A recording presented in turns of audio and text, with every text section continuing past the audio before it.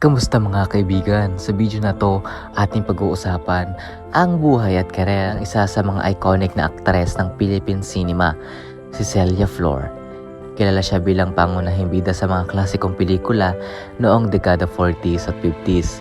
Halina't samahan niyo kung balikan ang kanyang makulay na buhay at ang kanyang kontribusyon sa industriya ng pelikulang Pilipino.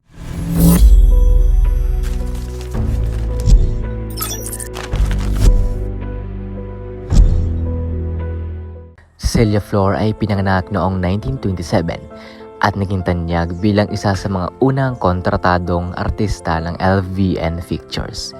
Siya ay pamangkin ng kilalang producer na si Donna Sisang na nagbukas ng pinto para sa kanyang karera sa showbiz. Ang kanyang unang pelikula ay Ang Hampas ng Langit noong 1948 kung saan siya agad na ipinareha kay Jose Padilla Jr. Dahil sa kanyang natural na talento at ganda, mabilis siyang umangat at naging isa sa mga pinakakilalang aktres ng kanyang panahon. Sa loob ng maikling panahon, si Celia ay nakagawa ng maraming pelikula na tumatak sa mga manonood.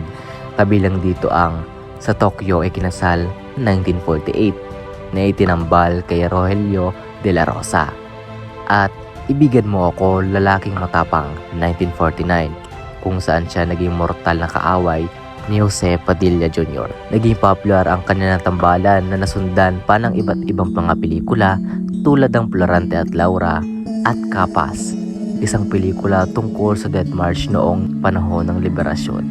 Ang mga pelikulang ito ang nagpatibay sa kanyang reputasyon bilang isang mahusay na aktres sa drama. Kahit na naging matagumpay si Celia sa kanyang karera, hindi rin siya nakaligtas sa mga hamon at kontrobersya. Noong 1952, muntik na masungkit ang FAMAS Best Actress Award para sa pelikulang Correctional, isang drama tungkol sa isang babaeng nabilanggo sa kabila ng kanyang pagiging inosente. Sa kabila ng hindi pagkapanalo, nakilala ang kanyang pagganap bilang isa sa pinakamemorable sa kasaysayan ng pelikulang Pilipino. Sa kanyang huling mga taon sa showbiz, nagpatuloy si Celia sa paggawa ng mga pelikula hanggang noong 1955.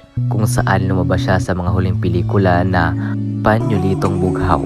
Matapos nito, unti-unti na siyang nagretiro mula sa spotlight at pinili ang isang mas tahimik na buhay. Gayunpaman, ang kanyang mga pelikula ay nananatiling bahagi ng ginintong panahon ng Philippine cinema at ang kanyang kontribusyon ay patuloy na kinilala hanggang ngayon. Kailangan parusahan mo ko ng kamatayan. Matamis ang mamatay kaysa maparang isang salawahan.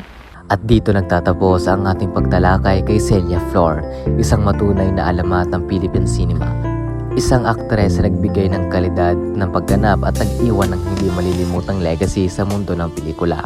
Kung nagustuhan nyo ang video na ito, huwag kalimutang mag-like, mag-subscribe at i-hit ang notification bell para lagi kayong updated sa mga susunod nating kwento. Hanggang sa muli mga kaibigan.